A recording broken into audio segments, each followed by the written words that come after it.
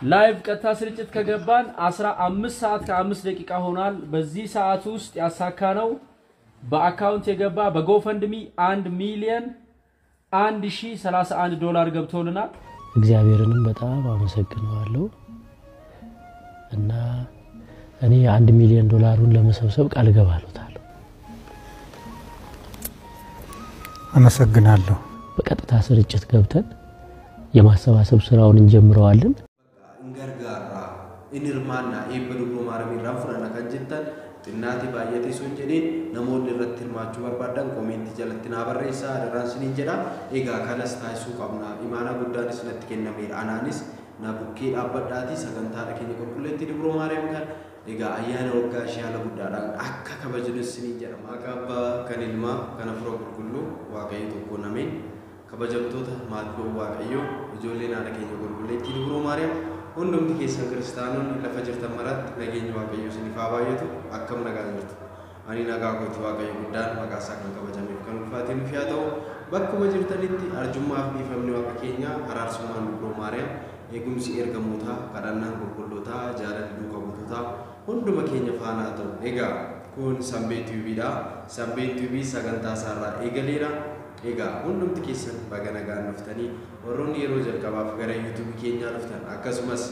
ወሮኒ ዱራስ ቱርተኒ ሰብስክራይብ ይንጎኒ ማለቶ ሰብስክራይብ ሽጀት ዲመቴ ዮሴፍ ረጅራት ጥቁዳን ጉራቼ ሰዳ ቪዲዮ ትገዲስኒ የሮ ሁንደ ሲምብራገሃ ማለቶ ፎን ረጅርቱ ማለቶ ቢላሶን ጥቁዳን ኦሊሰ ጀት ራዮ ኬሰን አከገዲ ፈሜኒ ሲምብራጋ ጀቻ ኤጋ ሰምቤቱ ቢየሰት ወንቶ ተገረገራቱ ባርሲፈማ ጎርሲ አዳዳኒ ከነማ ከሰቱ ጆሌ ቢያላ ጅርተኒ ከነማሌሙ ኤጋ ዴቢ ሸኪቶታፍ ጋፊሳን ረገት ካሰልረቲ ኒላተማ አከስመስ ነሞኒ ዋንጋሪ ሆጀተሙ ኒጀጀቤፈሙ ወንቶታ ኢሲን በርባችሱ ከሚፉ ሰምቤቲው ይጅራ ጀቻ ከናፍዩ ሁሉም ተገሳን ባገነጋን ሙፍተኒ ኤጋ ጉያ ሀራ ከነጋ ቪዲዮ ከነ ላይ ጎቹን ኤገላ akkuma jalqabasaa argitan mata durii isaarraas argitan egaa nama gaarii hojjete jajjabeessuudha jechaadha. Jabaadhu waaqayyo kanarra isaa jabeessu kanarra isaa cimsu jechuun egaa amala keenya ta'uu qaba jechaadha. Egaa namni gaarii 99 hojjete yaraa tokko yoo hojjete qeequudha jechaadha. Hojiin keenya hin qeeqnaa hin arrabsinaa hin lolla garuu gaarummaa isaa hin ilaallu jechaadha. Yeroo obboloonni keenya garagaraa hojii babbareedaa hojii garagaraa yeroo hojjetan immoo egaa akkasuma ega jajjabeessu waan gaariidha jechaadha. Egaa maatii waaqayyo obboleessa keenya doonkiitu birratti beektan isheetu mallasa hojii babbareedaa hojii gaarii hojjechaa ture jechaadha. Egaa gadaamota garagaraatiif bishaan akka galu kana malee konkolaataa akkasumas konkolaataatti lafa qotan tiraaktara waan garagaraa kan taasisaa ture. Ammas immoo biyya Ameerikaa keessatti lafa guddaa egaa akka jedhamutti walakkaa Finfinnee akka amma ga'u jechaadha. Ameerikaa keessatti gadaamii hundeessuuf manni amantaa Ortodoksii Tawaahidoo egaa waan hunda xumurtee qarshii doolaara miiliyoona 1 isaan gaafatee ture. Yeroo kana abbaan keenya Paappaasiin jechaadha isheetuudhaan mana amantaatti waamuun imaanaa guddaatti kennan jechaadha. Innis kadhannaa godhatee yaa waaqayyo kanaaf kan nafilatte galata kee jedhee keessa garaasaa rabbitti himate waaqayyotti himate egaa hojii kana narraa wadha jedhe akkuma jedhe egaa waaqayyo qulqullina laphee isaa laalee laayivii gubbaarra dadhabeera dheebodheera beeleera osoo jedhinga sa'aatii 15 teessoorra taa'ee hubadhaa sa'aatii 15 egaa laayiviirra taa'ee amma jedhamee ol naannoo doolaara miliyoona 1,300 fi waa isaa ol baankii irratti guyyaa tokkoon akka galu taasise kan namoonni waadaa galanii fi kan baankii Itoophiyaa irratti galee malee jechaadha. Kanaaf doolaara hedduu sassaabee egaa mana amantaa keenyas gammachiise uummata kiristaanaa hundas gammachiise egaa waaqayyo umurii isaaf haa kennu waaqayyo waan inni barbaade hunda akka inni barbaadetti osoo hin taane waaqayyo karaa jedheen haa guutuu fi waaqayyo gooftaan Yesuus Kiristoos egaa waan hundiyyuu biyya lafaa kanarratti fiignees gaarummaa hojjennees waan hunda yoo hojjenne waan baay'ee waan guddaa yoo hojjenne qooqa ergamootaati yoo dubbanne raajiin dinqii garagaraallee yoo taasisne yoo dhumni keenya bareededha waan ta'eef inni guddaan waaqayyo gooftaan keenya Yesuus Kiristoos dhuma isaa haa bareechuu fi waaqayyo bakka guddaatti isaa haa ga'u kana caalaa egaa obboleessi keenya kun waan guddaa hojjeteera jechaa. Egaa maatii Kiristoos asirraa nuti yoo maal hubannaa obboleessa keenya kanarraa maal barannaas jedhu jechaa. Egaa maatii Waaqayyoo manneen amantaa baadiyyaa hedduunis egaa biyya keenya Itoophiyaa kana keessa ni jiru. Amma fakkeenyaaf namoonni tokko egaa seexanni kan isaan irra bulee isaan dhiisisu namoota hedduutu jira jechaadha. Seexanni diinni keenya egaa baay'ee cincaa baay'ee gubachaa jira. Keessattuu biyyi Ameerikaa jedhamtu kun jalqabuma ishii hundeessi seexanadha. Kan hundeesse seexanadha. Isaan Ameerikaa keessatti kan hojjetan walumaa galatti hojii seexanaati jechaadha. Kiristaanonni immoo achi kadhannaadhaan cimanii dhaabbatanii amantaan keenya Ortodoksii amma achi geessee abboonni keenya tajaajiltoonni biyya keessaa deemuun tajaajilaa jiru jechaadha. Amma immoo gadaamni kun achitti dhaabbachuun egaa seexannis baay'ee inaafa jechaadha, baay'ee gubata jechaadha. Kanaaf gadaamni jechuun immoo bakka abboonni itti kadhatan, bakka abboonni itti jiraatanii biyyaaf, uummataaf, amantaadhaaf, mana amantaadhaaf itti kadhatanidha jechaadha.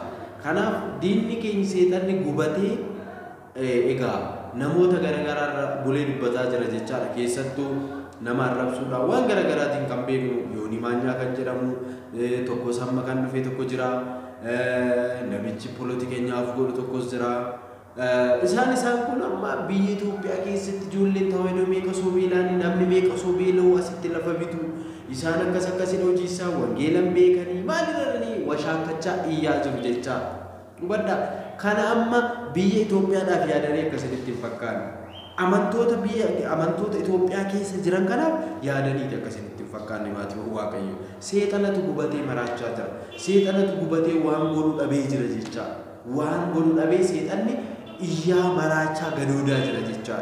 Isi isaanirra bulee namarra bulee jechaa. Seexanatu wawwaataa jira jechaa.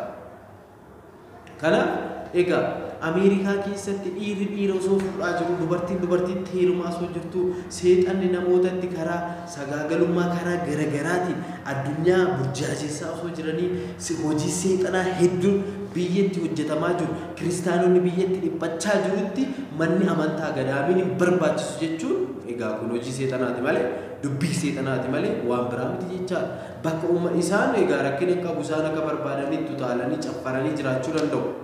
Egaa biyya kanatti immoo warri beelahaniiru jechuu danda'u. Egaa achitti namoonni kadhannaadhaan ciman amantaadhaan ciman mana amantaa deemuu barbaadan gadaamii deemanii egaa kadhannaa kadhachuu barbaadan abboota gadaamii wajjin dubbachuu kan barbaadan hedduun isaanii immoo jiru.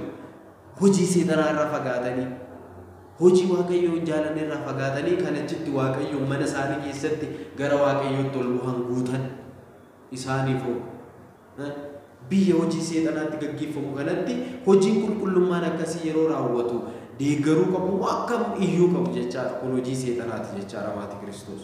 Kanaafiyyuu namoonni hedduu wacaa jiru iyyaa jiru jechaadha isaanii. Garuu obboleessi keenya kun dubbii namaa osoo hin dhagahiin Waaqayyo isa gargaaree maatii Waaqayyo waan hundiyyuu koo kadhannaadhaan malee hin ta'u. Abboonni keenya kadhannaa taasisanii bakka sun erga argatanii fudhatanii wantoota barbaachisu. Kanaaf immoo mucaa kana Waaqayyo isa filatee hin taasisa waan ta'eef isarra bulee immoo namoonni isa bukkee jiran wal gargaaranii faarfachaa Waaqayyoon kadhachaa hojii kana guyyaa tokkotti laayivii sa'aatii 15tti galmaan gahaniiru. Hubadhaa bakka sunis egaa Waaqayyo mana kun haa ijaaraa bakka kanatti ani isiniin dhagahaa akkuma wangeela irratti jedhu bakka sun waan filateef karaa isheetus karaa abbaa keenya kanas waan kun dhufuu baatus Waaqayyo bakka sun barbaadeera taanaan karaa garagaraatiin ni taasisa jechaadha maatii Kiristoos. Kanaaf diinni keenya daabiloos gubachuu hin qabu. Maaliif gubata? Namoota garagaraadhaan ammas ni gubata ganaa gubata.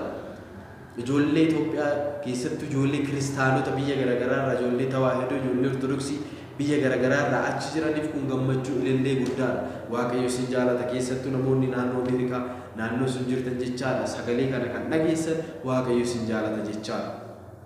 Waaqayyo baay'isee isin jaalata. Baga gammaddan isin jechuun barbaada.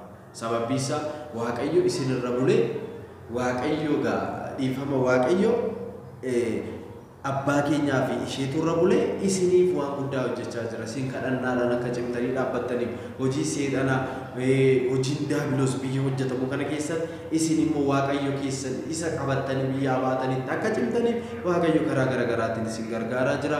Cimtanii dhaabbachuu qabdu jecha namoota cal jedhanii biyyaaf waan yaadan fakkaatanii namoota walitti burjaajessan namoota walitti buusan amantaa walitti buusan kana hin dhagahinaa jecha obboleessi keenya isheetu egaa ortodoksii qofaaf osoo hin taane amantaa musliimaatiif illee waan guddaa nama hojjetedha jechaadha. Musliimaaf kiristaanni kan isa jaalatanidha jechaadha. Waaqayyo dhuma isaa bareechu jechaadha. Egaan maatiin Kiristoos kanarraa nuti maal barachuu qabna jennu manneen baadiyyaa keenya biyya keessas warroonni jiru biyya alaas warroonni jiru asumaan manneen baadiyyaa garaagaraa yaadachuu qabna jechaadha. Dhugaa dubbachuuf manneen baadiyyaa garaagaraa yaadachuu qabna. Kan itti guddanne yaadachuu qabna. Ixaana, xaafii, zabibii kan ittiin qiddaasiin qaddafamu kana aarsaa kana gochuu qabna jechaadha. Yoo dadhabne xaafii 20 bituu hin dadhabnu, ixaana bituu hin dadhabnu kana taasisuu qabna jechaadha. Inni biyya keessa jiranis banamuu qabu jechaadha. Akkasuma hubachuu qabna jechaadha. Akkuma isa kana manneen amantaa biyya keessa jiraniifis birmachuu qabna jechaadha maatiin Waaqayyoo. Maaliif manneen amantaa biyya keessa jiranis akka nu jalaan cufamne kiristaanonni keenya bakka garaagaraa akka hin deemne cimnee dhaabachuu qabna jechaadha. Cimsachuu eeggachuu qabna jechaadha. Egaa manneen amantaa keenya irratti qormaanni bara baay'achaa jirudha. Bara hunduu qubatti qabaa jirudha waan ta'eef hundumti keenya iyyuu manneen amantaa baadiyyaa keenyas immoo yaaddachuu qabna jechaadha maatii Waaqayyoo. Dhaamsa kooti kun kanarraa hubachuu qabna jechaadha. Manneen amantaa baadiyyaa garaagaraatiif hiriyoota keessanii egaa kanaan dura haasaa ture jechaadha waa'ee manneen amantaa baadiyyaa. Walii galaatii guruuppii garaagaraatiin hiriyoota keessanii amma fakkeenya aadaa biyya keenya keessatti namoonni waliin jireenyi namoonni qaban keessaa iddirii uqubii kan jennu ni jira jechaadha. Akka uqubii taasisaatii nama 10 taatanii nama 20 taatanii manneen amantaa keessaniif tara walitti dhufuudhaan jechaadha sagantaa fa'aa qopheessuu yaalaa jechaadha. Birrii xiqqoo walitti fuutanii egaa meeshaa sagalee guddistuu akka kireeffamu tajaajiltootaaf gatiin tiraanspoortii akka kaffalamuuf kana birrii xiqqoo walitti fuutanii akka uqubiitti jechaadha osoo hin dhiphatin manneen amantaa keessan wangeela akka barataniif sababa ta'uu qabdu jechaadha. Isinis sababa guddaa ta'uu qabdu jechaadha. Kanaaf egaa fuuldura keenyas gaafa 21 ayyaana guddaa haadha keenya qulqulleettii Dubroo Maariyaam jechaadha. Hawwii guddaadhaan kan eegamu ayyaana guddaa haadha keenya qulqulleettii Dubroo Maariyaam jechaadha. Egaa yeroo 2-3tti mana amantaa baadiyyaa tokko jechaadha. Daaraa bokkuu qulqulleettii Dubroo Maariyaam kan jedhamu Shawaa Kibba Lixaa keessa ni jirti jechaadha. Karaa Asgorii jechaadha. Tajii darbanii karaa Sabbataa manni amantaa tokko hin jirti jechaadha. Manni amantaa kun erga ijaaramuu jalqabdee naannoo waggaa 10 gaggeessiteetti jechaadha. Naannoo waggaa 10 ta'eera hanga har'aatti hin dhumne jechaadha. Dhumarra gahee balbala maskootii waan garaagaraa ta'e jechaadha. Kana irratti hirmaachuu namoonni barbaadan gaafa 21 yoo Waaqayyo fedhaaf eeyyama isaa ta'e nan dhaqaa dhaqeen haala jiru hunda hubadhee viidiyoo isaa waraabee isiniif fida maskootii balbala fa'aa kana tofee eebbifamuuf jechaadha. Kanaaf achirratti akka hirmaattan maqaa Waaqayyootiin isinin gaafadha. Kana malee immoo gaafa 21 fuuldura keenyaa kana koottaatii uummata keenya nu barsiisaa. Adaraa jedhanii abbaan achi bulchaa mana amantaa suni adaraa natti kennanii ro'anaan. Kanaan dura yeroo deemnutti jechaadha namoota garaagaraas kadhannee faarfattoota barsiisota meeshaa sagalee guddistuu fudhannee deemnee ture jechaadha. Akkamitti fudhannee deemnee yoo jettan immoo kiraadha waan hundisaa jechaadha. Tajaajiltootaafis gatiin tiraanspoortii ni kaffalama. Amma immoo akkas gochuu hin danda'u humna gootu miti jechaadha kun yeroo kana anatti maanaan kennameera waan ta'eef sagantaa kana namoonni deeggaruu barbaadan haadha keenya qulqulleettii Dubroo Maariyaam irraa egaa eebba fudhachuu warroonni barbaadan viidiyoo kana irra deebiin nan hojjedha. Yoo Waaqayyo na gargaara eebba fudhachuu kan barbaadan hanga namoota 5tti jechaadha namoota 5 ol isaa taatanii sagantaa kana irratti egaa kan ittiin meeshaan guddistuu sagalee guddistuu kiraa'uu fi tiraanspoortii kan ta'u egaa tajaajiltoota barsiisota akka achi deemaniif jechaadha. Kun akka ta'uuf ammaa kaasaatii maatii Waaqayyoo egaa namoonni kana irratti hirmaachuu barbaadan akkana dubbistanis ni jedha. Sababni isaas ani yeroo ammaatti egaa tajaajilaa tokko ayyaana guddaa kanaan tajaajiltoonni bakka garaagaraatti ni waamamu. Tajaajiltootaan akka ittiin dubbisuus egaa yeroo baay'ee ijoolleen itti dhiyaatu dubbiseera rakkiseera. Amma immoo akkamitti akkan dubbisu bitaanatti galeera naanis jechaadha. Maaliif tajaajiltoonni bakka garaagaraatti waamamu hojii isaanis immoo kan ittiin bulan tajaajilaanis kan bulan immoo jiru jechaadha. Obboloonni keenya mana kiraa waan garaagaraa tajaajila irraa gatii argataniin qofa kan bulan ni jiru jechaadha. Obboloonni keenya keessattuu tajaajila afaan oromoo kan beektanidha jechaadha.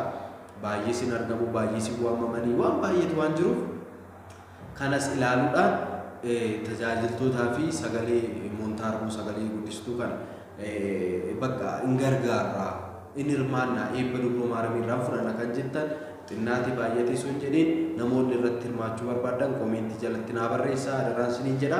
Egaa kanas taasisuu qabna. Imaana guddaanis natti kennameera. Anaanis na bukkee dhaabbadhaatii sagantaa keenya qulqulleetti dubroo maariyaam kan egaa ayyaana waggaa ishee haala guddaadhaan akka kabajnu siniin jedha maatii waaqayyo.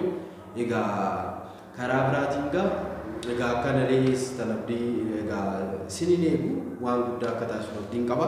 Kanaaf egaa obboleessa keenya kana hojii gaarii nama hojjete kana waaqayyo isaa jajjabeessu. Kana caala hojii gaarii hojjetu maatii Kiristoos namni gaafa du'e bichaadha yeroo ammaa kana jechaadha. Gaafa rakkatee bakka garagaree kan hin laalle duuchaan gaafa nama barbaadee nama dhabe kan hin laalle gaafa du'e walii faarsa jechaadha. Maal jechuun barbaadee namni gaarummaa yeroo hojjetutti jechaadha cal jettanii ilaalina boru gaarummaa akka hojjetuuf jajjabeessaa jechaadha. Yeroo darbu namichi kun akkas ture yeroo inni du'e yookaan du'ee dhukkubsate yookaan waan garaagaraa ta'e akkas ture inni nama akkanaa ture inni akkasidha jechuu miti jechaadha. Yeroo wal jajjabeessitan yeroo namni jirutti wal gargaarudha jechaadha. Kanaafiyyuu wantoota baay'eetu jira jechaadha. As fidee kana isinitti eebba kan ittiin argachuu qabdan waan baay'eetu jira jechaadha. Amma magaalaa Bishooftuu kana keessatti warroonni quba qabdan Bishooftuu keessattuu jechaadha. Mucaan tokko waggaa 3ffaa kompiitara saayinsii barachaa jira. Egaa mucaan kun maatii gadaanaa keessatti natti fakkaata kan inni dhalate waggaa 2 ol guuteera jechaadha. Dhibee kulaaliitiitiin rakkachaa kan jiru amma immoo baay'ee dhukkubsatee dhumarra gahee uummanni magaalaa Bishooftuu baay'ee isaaf fiigaa jira jechaadha. Gurbaa kana kulaalitiin lamaan isaa hojiidha ala ta'e obboleettiin isaa haati isaa akka malee bu'aa jiru.